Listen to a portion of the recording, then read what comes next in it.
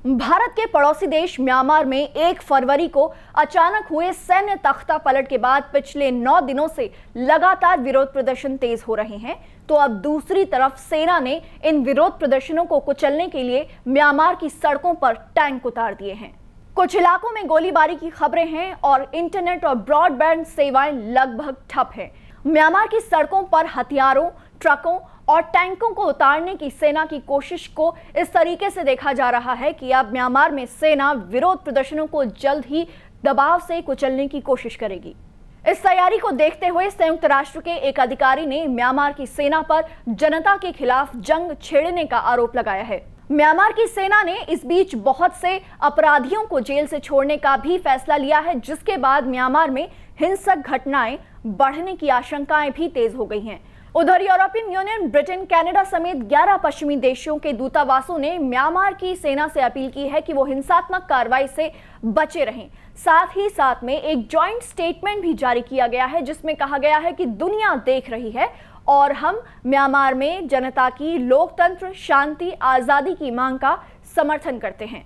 इस joint statement में राजनीतिक नेताओं, कार्यकर्ताओं की गिरफ्तारी और इंटरनेट पर लगी पाबंदी की भी कड़ी आलोचना की गई है। म्यांमार में सेना ने आंग सान सू की की लोकतांत्रिक तरीके से चुनी गई सरकार का तख्ता पलट तब किया था जब म्यांमार में पिछले साल नवंबर में हुए चुनाव के बाद पहली बार संसद का सत्र होने जा रहा था। लेकिन इससे पहले ही सेना ने आंग सान सू की सरकार का तख्ता पलट कर दिया। सेना ने आंग सान सू की सरकार पर आरोप लगाया था कि उन्होंने पिछले साल हुए चुनावों में धांधली के आरोपों की सही से जांच नहीं की। आपको बता दें कि पिछले साल हुए म्यांमार के चुनावों में आंग सान सू की सरकार को बड़ी बढ़त हासिल हुई थी। आंग सान सू की पार्टी को बड़ी विजय मिली थी। जब सेना ने आंग सान सू की पार्टी पर चुनाव में धांधली के आरोप लगाए थे, तो उसके बाद म्यांमार के चुनाव आयोग ने भी हालांकि साफ तौर पर कहा था कि इन चुनावों में धांधली के कोई संकेत नहीं मिले हैं। लेकिन इसके बावजूद म्यांमार में सेना नहीं मानी और उन्होंने आंग सान सू की सरकार का सैन्य तख्ता पलट कर दिया। फिलहाल जो यंगून की सड़कों पर दिन दहाड़े टैंक, हथियारों को लेकर सेना आती जाती दिख रही है, इसके बारे में म्यांमार की सेना की तरफ से कोई सफाई नहीं दी गई है। म्यांमार में ट्रांसपोर्ट और कम्युनिकेशन मंत्रालय की ओर से एक आदेश जारी हुआ था, जिसमें सोमवार तड़के 1 बजे से 9 बजे तक मोबाइल फोन सर्विसेज बंद करने का आदेश जारी हुआ था। यह आदेश सोशल मीडिया पर तय रहा है और म्यांमार में ब्रॉडबैंड सेवाएं भी बाधित हैं। आंग सान सू की इस बीच हाउस अरेस्ट में ही हैं। उन पर एक गैर पंजीकृत वॉकी टॉकी रखने का आरोप लगाया गया है।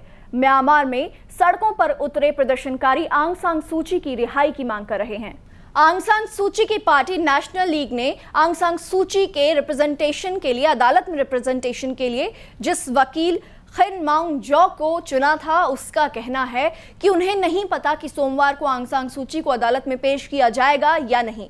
आंग सान सू के वकील का कहना है कि अभी तक उन्हें आंग सान सू से एक बार भी संपर्क नहीं करने दिया गया है।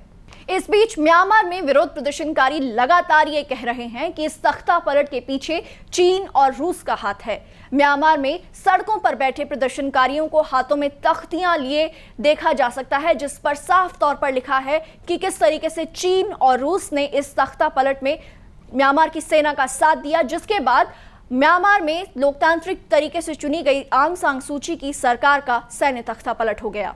म्यांमार की सेना ने जनता को आदेश दिया है कि एक साथ 5 या उससे ज्यादा लोग एक जगह पर इकट्ठा नहीं हो सकते। साथ ही शाम से लेकर सुबह तक कर्फ्यू भी इंपोज किया गया है। लेकिन इन सभी चेतावनियों के बावजूद म्यांमार के लोग सड़कों पर निकल रहे हैं और लगातार सेना के खिलाफ विरोध प्रदर्शन कर रहे हैं। म्यांमार की आम जनता का सड़कों पर साथ देने के लिए म्यांमार के सिविल सर्वेंट्स भी जनता के समर्थन में हैं और सैन्य सरकार के तख्ता पलट के खिलाफ जमकर खड़े हुए हैं।